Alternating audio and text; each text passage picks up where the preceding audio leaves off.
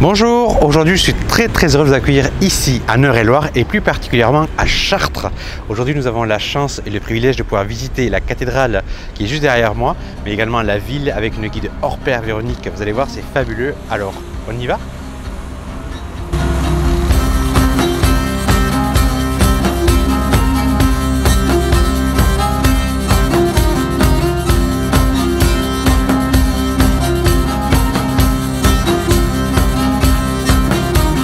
Véronique. Bonjour Christian, bienvenue. Merci beaucoup de m'accueillir ici à Chartres. Je suis très heureux de découvrir cette ville que je vais voir pour la première fois. Ravi. Et en plus, vous allez voir, c'est une ville qui recèle de multiples secrets et de multiples facettes. C'est pas seulement une ville du Moyen-Âge, Chartres. Vous allez vite le constater. Avec plaisir. On y va ? On y va. On y va. Et donc là, Véronique, on est dans un lieu qui est super et que j'adore, le marché. Voilà, c'est un lieu aux odeurs, c'est un lieu où on a envie de manger. Un lieu de plaisir, un lieu quand il fait beau, où on aime se retrouver. Et je te dirais même que quand il ne fait pas beau, avec cette halle couverte au-dessus de nos têtes, on est tranquille. Faire son marché à Chartres le samedi matin, c'est un peu, je veux dire, prendre sa bouffée de bien-être hebdomadaire, rencontrer les gens, discuter avec les commerçants qui sont toujours adorables et ici, surtout, trouver des produits made in Beauce. Et ça a l'air superbe, c'est un pain qui est C'est un pain avec la farine locale. C'est un pain qui a gagné un prix en 2016, premier prix des pains bio de France. On comprend, c'est beau, la on dit toujours la Beauce ne pratique pas l'agriculture bio. Ici, on prouve le contraire. On a une mie qui est absolument magnifique et il est goûteux. Je peux te dire, j'en prends régulièrement. Non, mais tous les pains là sont magnifiques. Excellent, excellent. Épeautres, etc. Les fruits et légumes. Fruits et légumes. Nous avons quelques maraîchers qui font vraiment l'agriculture bio également. On a beaucoup de petits marchands qui viennent vendre leur huile, leurs œufs. On a les vendeurs de petits canards, on a tout ça. C'est vraiment le marché local, par excellence. Et les charcuteries comme le pâté de Chartres. Ah, le pâté de Chartres, il est goûteux. Hein. Ah, c'est fabuleux, j'ai eu la chance de goûter. Je me suis régalé. Et si tu viens très tôt ici sur le marché, vers 8h30, 9h, on peut croiser quelques cuisiniers locaux, dont Laurent Clément qui donne des cours de cuisine. Ils viennent ici et ils s'approvisionnent, ils sentent, ils dégustent, ils testent. Et c'est ainsi qu'ils nous concoctent les bons petits plats que l'on mange le midi. Là, elle est très belle, elle est 1900 en fait, c'est ça? Voilà, donc on est dans le début 20e siècle ici. En fait, ici, c'était l'emplacement du château comtal, pouvoir féodal. Alors, c'était un château type château de Chinon, vraiment forteresse médiévale imposante. Et puis, le château a été, on va dire, désaffecté dès l'instant où le comté a été rattaché à la couronne, au XIVe siècle. On s'en est servi de prison, de lieu de tribunal également. Et puis après la Révolution, symbole du pouvoir royal, on a voulu le détruire. Mais d'abord, on s'en est servi d'abattoir. Le lieu était trop insalubre, on a préféré tout raser et faire le marché. Et c'est une excellente idée. Je trouve aussi. On continue? Mon cher Christian, regardez ces escaliers, ce tertre comme on dit à Chartres. Un tertre, ouais. Un tertre, c'est une montée qui relie la ville basse, la ville des artisans, et la ville haute, la ville des marchands, la ville du pouvoir politique aussi avec la cathédrale, le château, etc. Mais si ces tertres étaient empruntés pendant tout le Moyen-Âge par les pèlerins, imaginez des cohortes de pèlerins qui arrivaient de Paris, de la Catalogne, ils arrivaient de partout dans toute l'Europe. On venait à Chartres pour voir la relique, pour voir la cathédrale et honorer Marie. Et ils montaient ici. On a encore d'ailleurs des pèlerins qui passent par là. Hein. Voilà. Je vous dis, c'est un des grands chemins vers notre cathédrale et on aperçoit les flèches d'ici. Eh bien, ces tertres, autrefois, avaient une petite histoire. C'est vrai, laquelle? L'histoire des porteurs d'eau. Ah. Point d'eau potable en ville basse, obligés de descendre en bas. Fontaines et puits étaient assaillis par les éviers, les porteurs d'eau, qui mettaient des barres de bois sur les épaules et ils gravissaient ici ces pentes jusque la ville haute. Les éviers étaient bien souvent des évières, très mal payées. Mais si vous remarquez, un peu vers la hauteur, vous apercevrez un banc de pierre. Et ce banc de pierre, on l'appelle un reposoir, pour que l'évière puisse poser la charge et attendre un tout petit peu avant de continuer l'ouvrage. Voilà. Bon, nous on va faire en descendant. Oui, et on le refera peut-être en remontant tout à l'heure. Je vous donnerai pas de seau d'eau. Ça va. Ça va. Dans ces cas-là, ça va. On y va alors. C'est super agréable cet endroit. C'est intemporel. Hein. Ah, exactement. On a l'impression qu'on n'est plus en ville.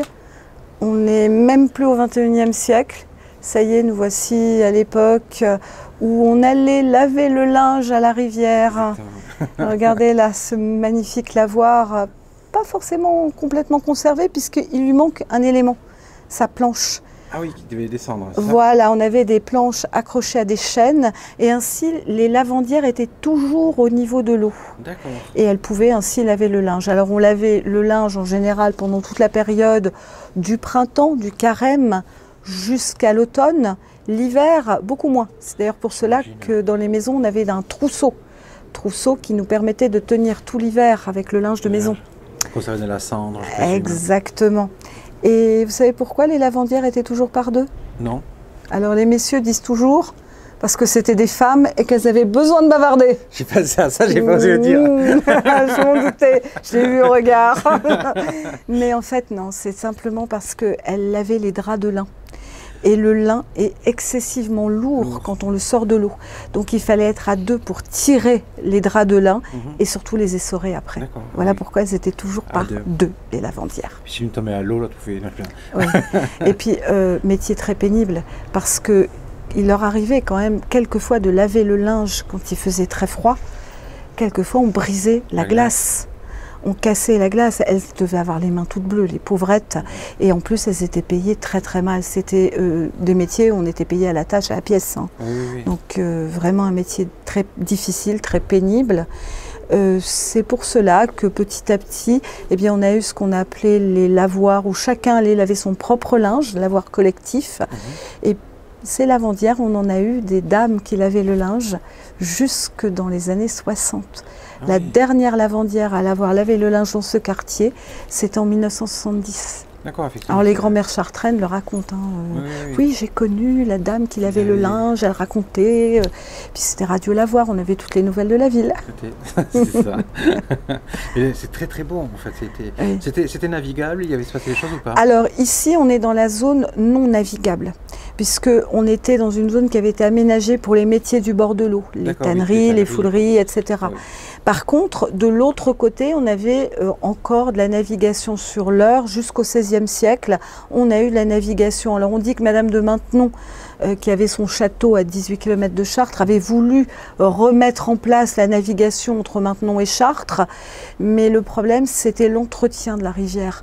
Cette rivière qui a des herbes qui poussent beaucoup, donc il faut les couper, il faut les entretenir, il faut vraiment aménager ces bords de rivière. Et puis petit à petit, c'était c'est pas moi, c'est à lui de le faire. Est-ce que c'est à la ville? Est-ce que c'est au département? Après, ça a été évidemment pour les...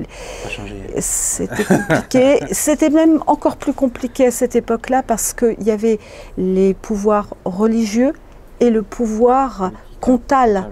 Donc on séparait tout cela et puis on se bataillait. On a d'ailleurs des procès ici pour l'aménagement des herses dans la ville basse. Les herses, c'était ces grilles qui fermaient la rivière et il fallait les nettoyer, les aménager. Eh bien, on ne savait pas si c'était le clergé ou à la ville de le faire. Donc il y avait des batailles et les herses n'étaient pas entretenues. En tout cas, c'est très très agréable. Ah, c'est bien, hein. On se prend un bon livre et puis on s'installe. Exactement, c'est vraiment passer du bon temps ici au fil de l'eau. Exactement. Et donc ici, Véronique, nous sommes au bas, dans le bourg du Bas, c'est ça? On est en bas de la rue du Bourg, dans ce qu'on appelle ici à Chartres la ville basse. D'accord. La ville basse, c'était le quartier des artisans, par opposition à la ville haute, ce que l'on a vu, le quartier du négoce, du pouvoir. Ici, dans cette ville des artisans, en fait, on séparait deux activités. L'endroit où nous sommes, c'est pile l'endroit de séparation. En plus. Sur ce côté-là, sur notre gauche, eh bien, c'est le quartier des tanneurs.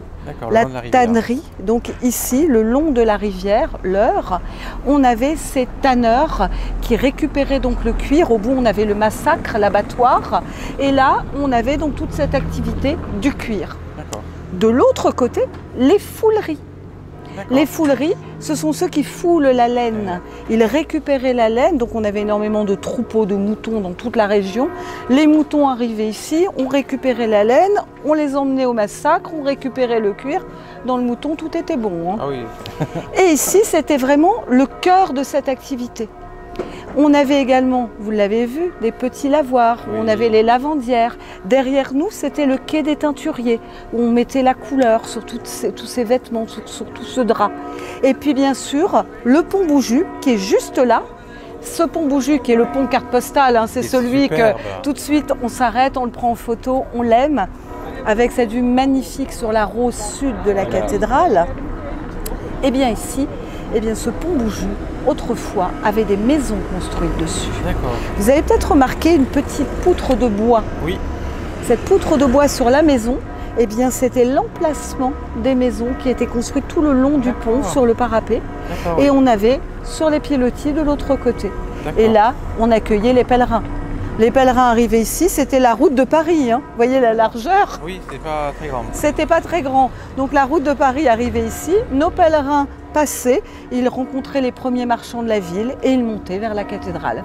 D'ailleurs, les cloches nous y invitent. On y invite. On y va y aller? On y va. Parfait. Là, Véronique, nous sommes devant le monument de Chartres, l'incontournable. L'incontournable, celle que des millions de visiteurs viennent voir chaque année. Donc vraiment la cathédrale, majestueuse. Hein. Elle est splendide. Splendide. C'est la première fois que je la vois. Je suis époustouflé, comme on dit chez moi, espanté. Je suis vraiment espanté.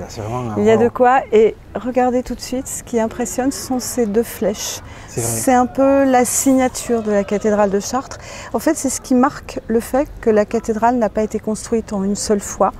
On a eu plusieurs époques. 7 cathédrales se sont succédées à cet emplacement. Alors même si la grande cathédrale gothique a été construite en à peine 26 ans, dit-on, ce qui est un record du monde, jamais aucune cathédrale gothique n'a été construite aussi vite, mais la ville est excessivement riche. On a vu avec tous les métiers de la ville basse, on comprend bien, les pèlerins qui venaient ici. Et puis évidemment, on a eu des interruptions, on a eu des choses qui se sont rajoutées. Donc je vais vous expliquer cette façade. Oui. On a ici la partie la plus ancienne visible de la cathédrale, la base de la tour nord qui est à gauche, le portail royal au centre, surmonté de ces grandes verrières du XIIe siècle et la flèche sud à droite du XIIe. On est en pleine période romane. C'est le moment où la religion couvre la France d'un blanc manteau d'église et donc ici à Chartres, on a une cathédrale majestueuse. Nous sommes maintenant à l'intérieur de la cathédrale de Chartres, il fait nuit, et nous allons comme les premiers pèlerins parcourir un chemin un peu initiatique qui va nous mener vers le baptistère. Nous allons pénétrer dans les cryptes, c'est un passage privé un peu secret, on y va.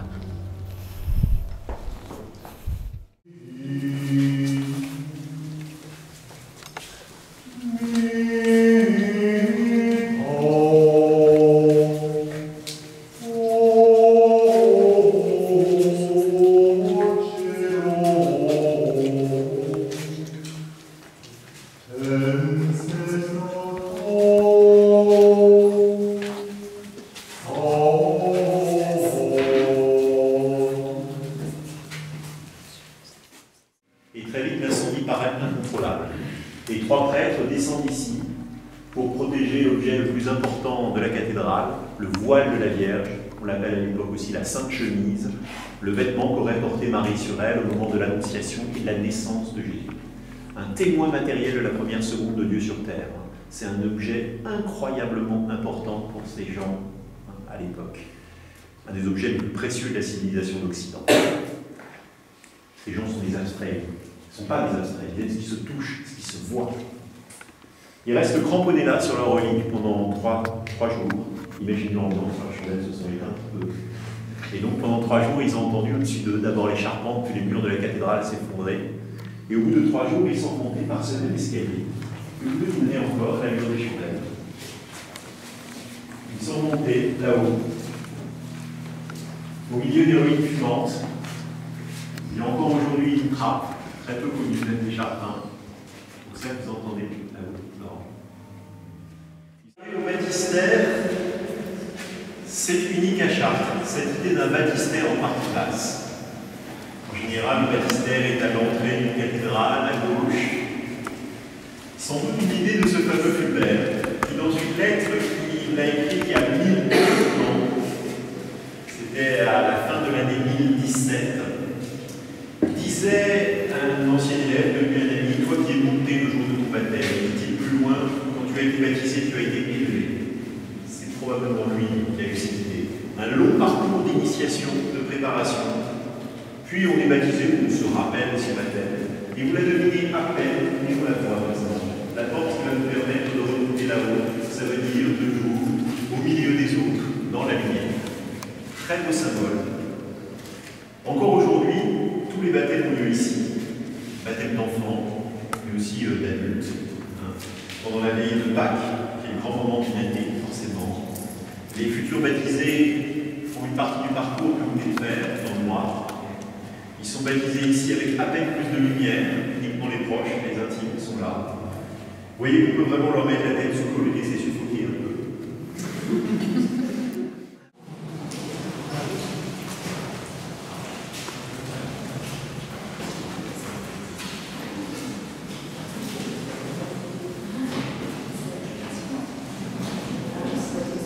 Elle est sublime cette cathédrale. Elle est belle, hein? Ah oui. Elle est belle et en plus, elle a un côté très humain, très équilibré.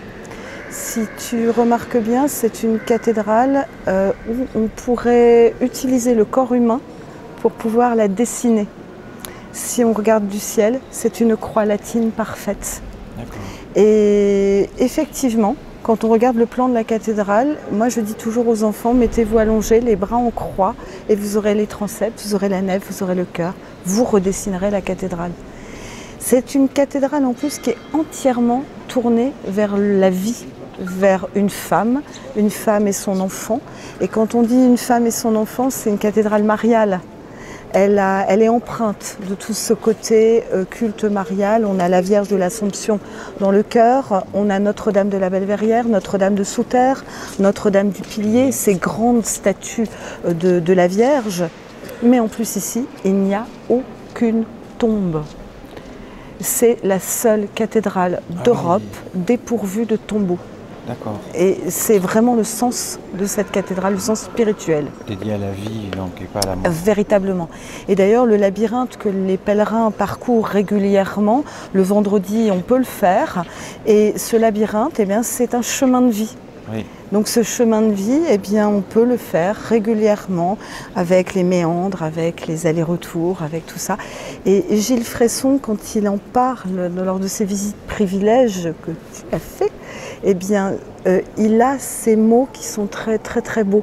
C'est que en fait, notre chemin de vie n'est jamais tout droit, linéaire, et on a parfois des allers-retours. Et c'est le sens du labyrinthe. Donc ça, je le conseille à tous les pèlerins, spirituels ou pas, de le faire parce que vraiment, c'est quelque chose de très fort. Oui. D'autre part, ici, on est toujours ébloui par la multiplicité des couleurs. C'est vrai. Nous avons près de 2600 mètres carrés de verrières. Quand même. Ah, quand même. On les a protégés. On les a protégés pendant la guerre. Certains ont été emmenés dans le Périgord. Ils ont été cachés à Fontgrenon, près de Brantôme, et d'autres étaient cachés dans la crypte. Donc ici, eh bien, on a pu conserver nos vitraux d'époque. Les plus vieux sont de quelle période? Les plus vieux, alors, sont juste derrière nous. Ce sont les verrières du XIIe siècle, 1140-1145. Et on a ici ce qu'on appelle le bleu de Chartres. Bleu de Chartres que l'on voit de manière très intense sur Notre-Dame de la Belle-Verrière. C'est le bleu clair. D'accord, je pensais que c'était le bleu foncé. Et non, c'est le bleu le plus clair. Un bleu, le cobalt ne s'est pas oxydé.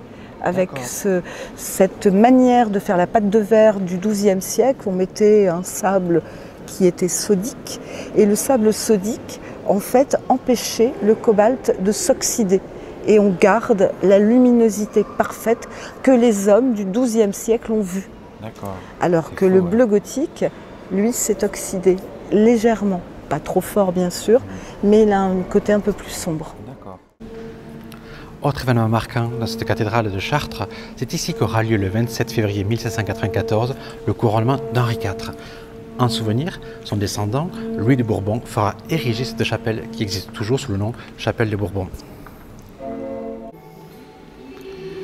Nous sommes maintenant devant un des éléments les plus attendrissants de cette cathédrale et ce pourquoi les pèlerins venaient par milliers depuis des siècles devant le voile de la Vierge.